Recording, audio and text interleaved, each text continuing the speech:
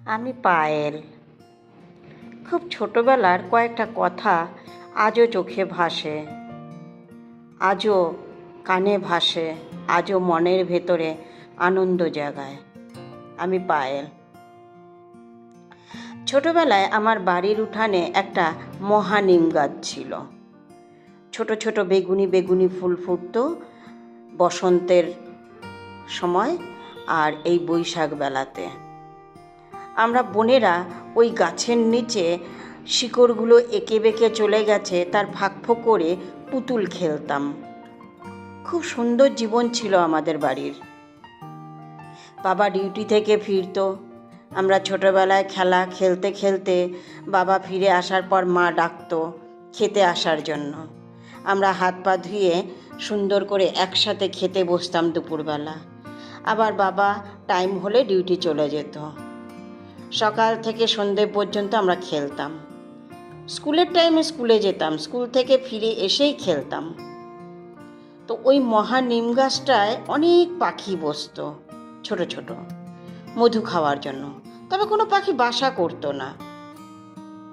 একদিন পাড়ার কাকুরা এসে বলল বাড়ির সামনে নাকি নিম গাছ রাখতে নেই।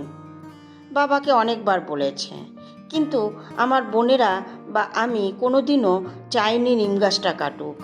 কেন, ওই মধুটা যে খেত পাখিরা আর ফলগুলো যে ছোট ছোট পড়তো, ওগুলো দিয়ে আমরা রান্নাবাটি খেলতাম। তো খুব আনন্দ আর আবেগ ছিল আমাদের ওই উঠানটায় ওই গাছটার জন্য। মা মাসে পেপার রাখতো, পেপারওয়ালা পেপার দিয়ে যেত, আর মাস শেষ হলে পয়সা নিয়ে যেত। এইভাবে মা সোভিয়েত নারী বলে একটা বই রাখতো, মাসিক পত্রিকা। ওই বইটাতে নানান রকম সোভিয়েত নারীরা সুন্দর সুন্দর হাতের কাজ দিত।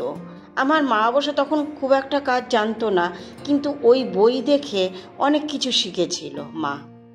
আস্তে আস্তে আমি একটু বড় হলাম।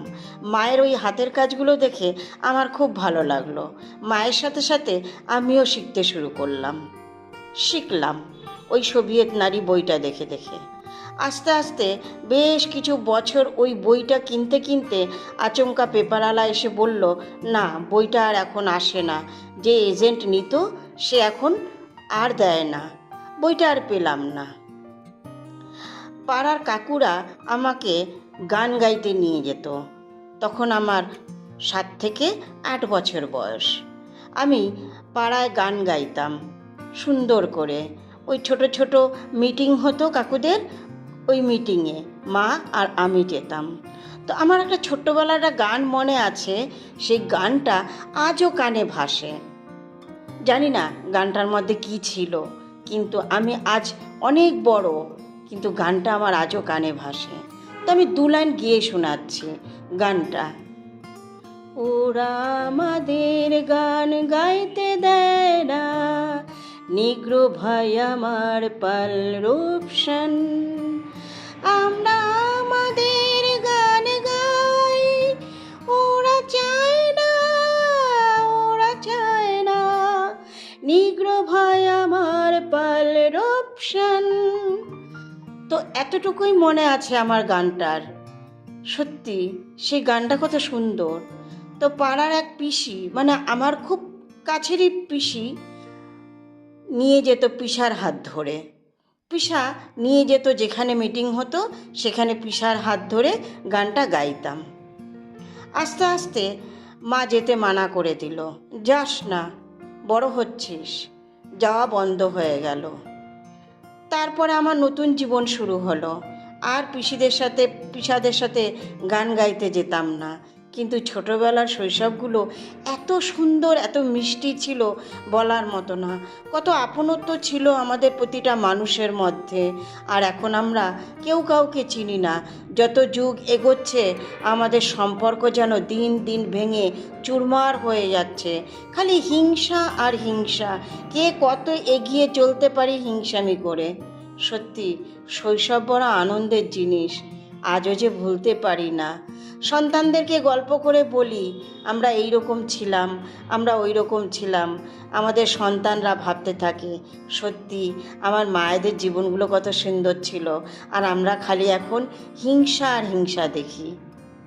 তাই প্রতিটা মানুষকে বলি একটু ভালো করে চলুন না, আমরা আপনাদের মতো সবাই মিলে ঝুলে, কত আনন্দ হবে, আমাদের বাচ্চারাও শিখবে আপনত্ব। প্রতিটা মুহূর্তে গেটের বাইরে যখন বেরোই তখন দেখি নানান রকম নিন্দা বান্দা, নানান রকম বিতৃষ্ণার কথাবার্তা। আমাদের সন্তানরা কি শিখবে?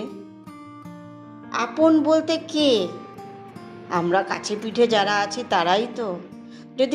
যদি আমরা হিংসায় মরতে থাকি তাহলে আমাদের আপনত্ব আসবে কোথার থেকে, তাই না? তো যাই হোক, ভালো লাগলে একটি লাইক করবেন। হাসিতে থাকুন, খুশিতে থাকুন। কলমে ও কণ্ঠে, জয়া দে।